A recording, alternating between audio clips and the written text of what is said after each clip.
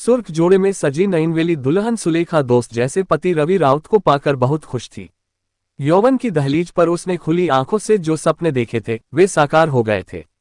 सुलेखा 15 जुलाई 2018 को ब्याह कर खुशी खुशी ससुराल आई थी। शादी के 6 दिन बीत जाने के बावजूद उसके हाथों पर पति के नाम की मेहंदी का रंग अभी भी ताजा था। रवि राउत बिहार के जिला गया के थाना मुफस्सिल क्षेत्र में आने वाले शहीद ईश्वर चौधरी हाल स्थित मोहल्ला कुर्मी टोला के रहने वाला था। उसके पिता श्याम सुंदर कपड़े के व्यापारी थे। गया में उनका कपड़े का काफी बड़ा कारोबार था जो अच्छा चल रहा था। इससे अच्छी कमाई होती थी। श्याम सुंदर राउत के 3 बेटे थे, रवि, विक्की और शुक्र। विक्की और शुक्र पिता के व्यापार में सहयोग करते थे। सुबह दोनों नाश्ता करके पिता के साथ दुकान पर चले जाते थे और रात में दुकान बढ़ाकर उन्हीं के साथ घर लौटते थे। जबकि यार दोस्तों की संगत में रहकर रवि की आदतें बिगड़ गई थीं। उसकी आदतें सुधारने के लिए श्याम सुंदर ने उसकी शादी कर दी थी ताकि बहू के आने पर अपनी जिम्मेदारियों को समझ सके। बात 21 जुलाई 2018 की रात की है। पढ़ी लिखी समझदार सुलेखा ससुराल वालों को रात का भोजन कराकर पति के साथ फर्स्ट फ्लोर पर सोने चली गई। दिन भर की थकी हारी सुलेखा को बिस्तर पर लेटते ही नींद आ गई। रवि भी सो गया। रवि तब अचानक नींद से उठ बैठा जब उसके कानों में सुलेखा की दर्दनाक चीख पड़ी। नींद से जागकर रवि ने पत्नी की ओर देखा तो सन रह गया। सुलेखा के गले से तेजी से खून बह रहा था। लगा जैसे किसी ने तेजधार हथियार से गला रेतकर उसकी हत्या की कोशिश की हो। खून देखकर रवि बुरी तरह घबरा गया। जब उसकी समझ में कुछ नहीं आया तो उसने चादर से सुलेखा का गला लपेट दिया ताकि खून बहना बंद हो जाए। तभी अचानक रवि की नजर एक महिला पर पड़ी। वह अपना चेहरा कपड़े से ढके हुए थी और उसी कमरे से निकलकर बाहर की ओर भाग रही थी। उस महिला से थोड़ी दूर आगे 2 और महिलाएं तेजी से भागी जा रही थीं। इससे पहले कि नकाबपोश महिला भागने में सफल हो पाती, सुलेखा की चीख सुनकर उसके देवर विक्की और शुक्र कमरे में आ गए थे। रवि और उसके दोनों भाइयों ने दौड़कर नकाबपोश महिला को पकड़ लिया और लात घूंसों से उसकी जमकर पिटाई की। नकाबपोश महिला जब बेसुध हो गई तो विक्की ने उसके चेहरे से नकाब उतार दिया। नकाब हटते ही रवि, विक्की और शुक्र तीनों दंग रह गए। वह महिला रवि के जानने वालों में थी जिसका नाम माया था। वह सुरीटोला में रहती थी। उधर ज्यादा खून बहने से सुलेखा की हालत बिगड़ती जा रही थी। इस बीच रवि के भाई विक्की ने 100 नंबर पर फोन करके इस घटना की सूचना पुलिस कंट्रोल रूम को दे दी थी। कंट्रोल रूम से सूचना मिलते ही थाना मुफस्सिल के थानेदार कमलेश शर्मा अपनी टीम के साथ मौके पर पहुंच गए।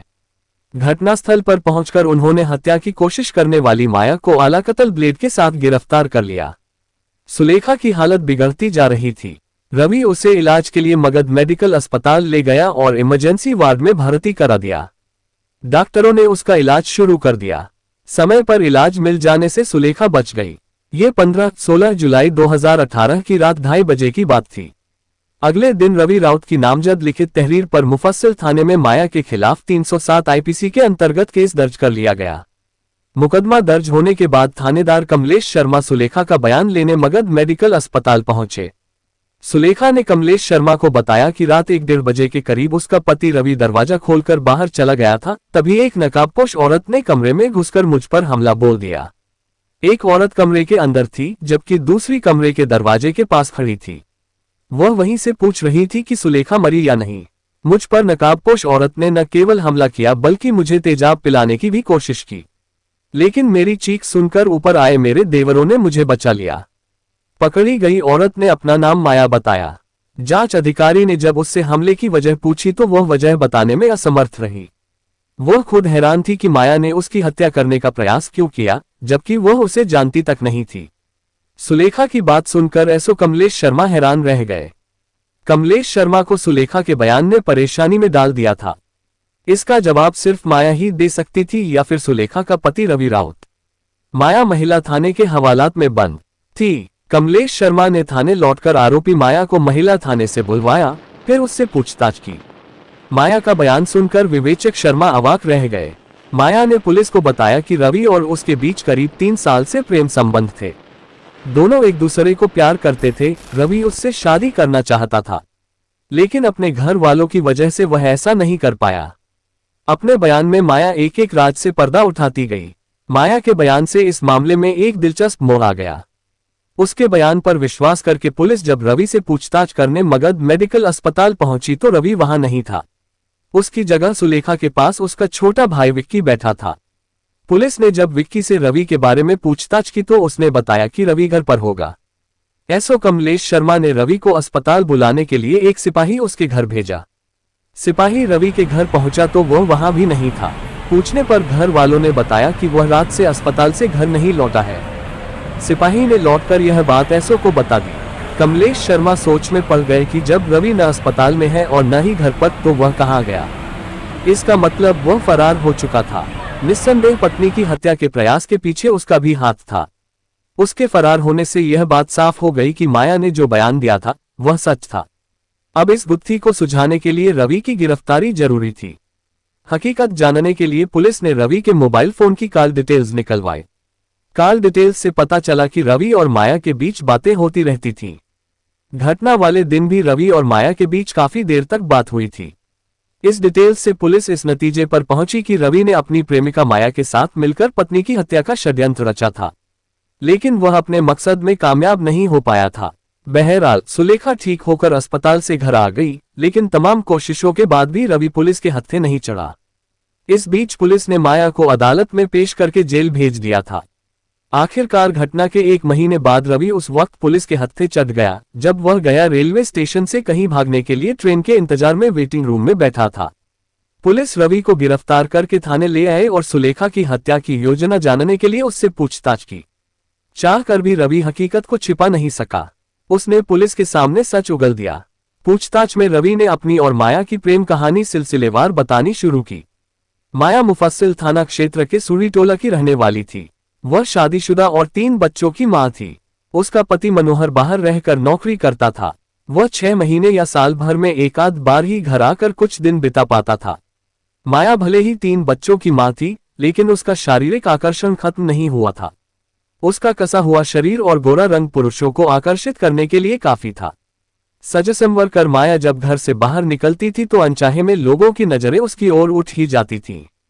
कभी भी रवि माया के घर के सामने से होकर घाट बाजार स्थित अपनी दुकान पर जाया करता था। 1-2 बार का आमना सामना हुआ तो दोनों की नजरें टकरा गईं।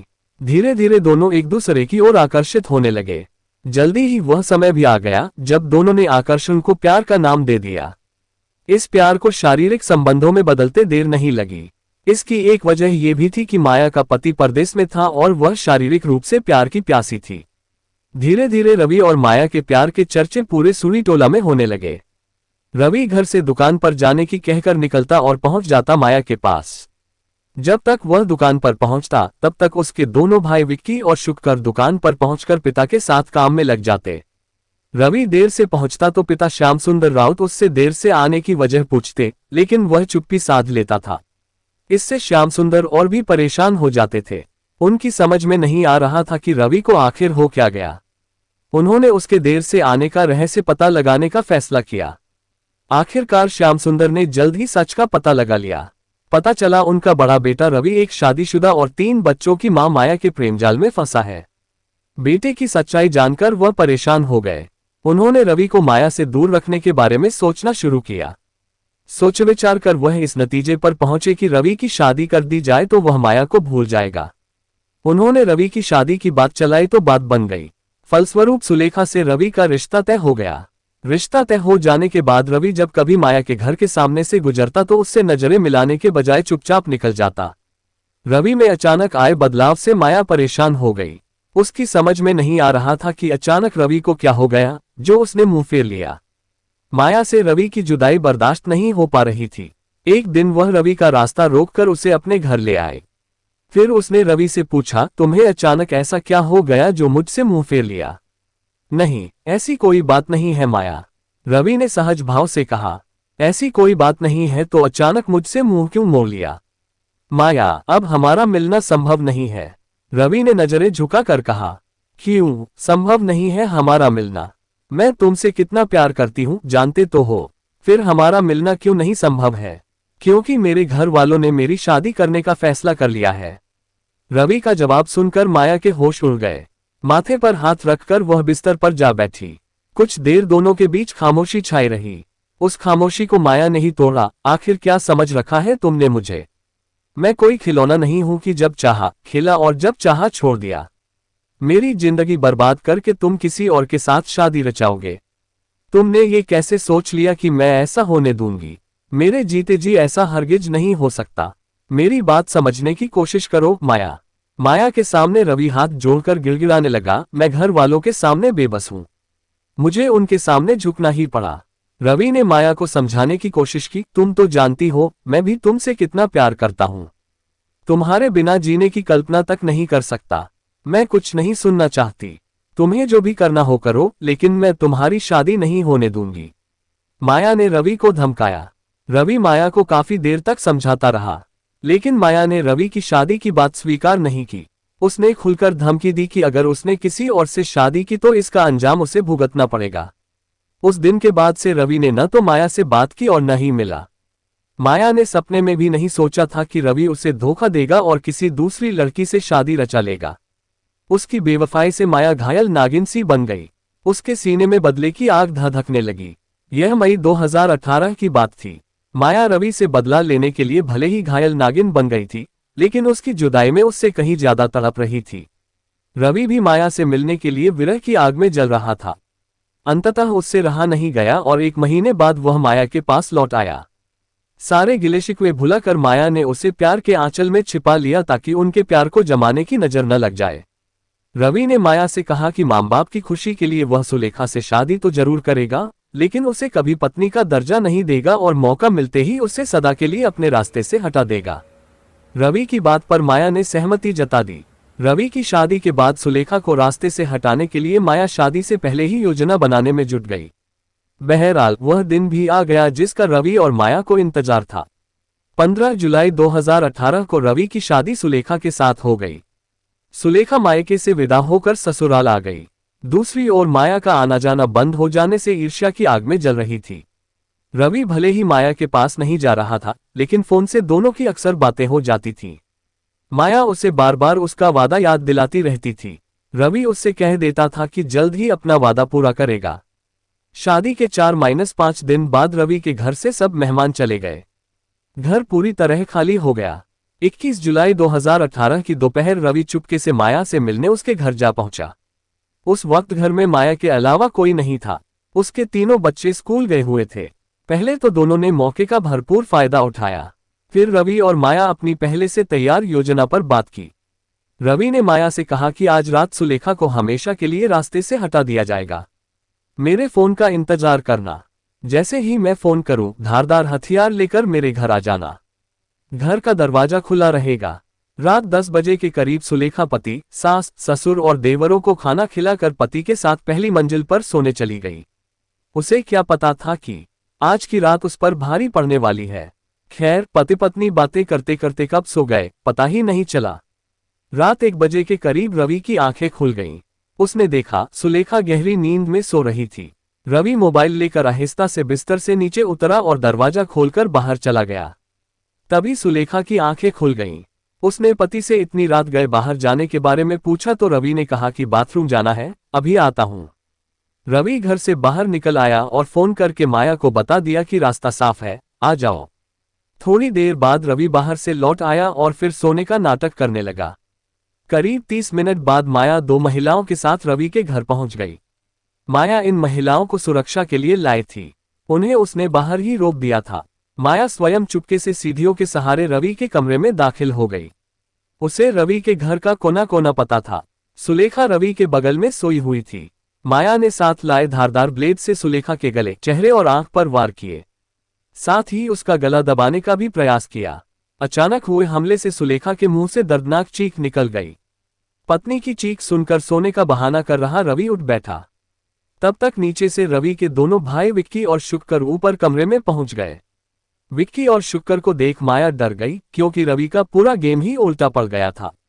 जैसे ही माया वहां से भागी, विक्की और शुक्कर ने उसे दौड़ाकर पकड़ लिया और उसे मारने पीटने लगे। किसी को शक न हो सोचकर रवि भी भाइयों के साथ जा मिला और मौका देखकर माया को लाता थप्पड़ मारने लगा। माया के गिरफ्तार हो जाने के बाद उससे महिला थाने में एसओ विमला ने पूछताछ की। माया ने सुलेखा की हत्या की योजना का खुलासा कर दिया कि कैसे उसने अपने प्रेमी रवि के साथ मिलकर सुलेखा की हत्या की योजना बनाई थी। उसके बयान पर पुलिस ने उसके प्रेमी और सुलेखा के पति रवि को पत्नी की हत्या की कोशिश करने का मुकदमा दर्ज करके गिरफ्तार कर लिया। कथा लिखे जाने तक दोनों प्रेमी प्रेमिका रवि राउत और माया जेल में बंद थे। बेटे की करतूत पर मां बाप को काफी दुख पहुंचा। स्वस्थ हो चुकी। तो दोस्तों, ये थी पूरी कहानी। कहानी को लास्ट तक सुनने के लिए आपका तहे दिल से धन्यवाद। कहानी के बारे में आपकी क्या राय है, कमेंट करके जरूर बताएं। मेरा ये चैनल अभी नया है, इसलिए मुझे आपके सहयोग की बहुत ज्यादा जरूरत है, इसलिए कमेंट जरूर करें। तो चलिए दोस्तों, आज के लिए इतना ही। कल फिर मिलते हैं क्राइम की एक सच्ची कहानी के साथ। तब तक के लिए स्वस्थ रहें, सुरक्षित रहें और अपना ध्यान रखें। जय हिंद दोस्तों, जय भारत।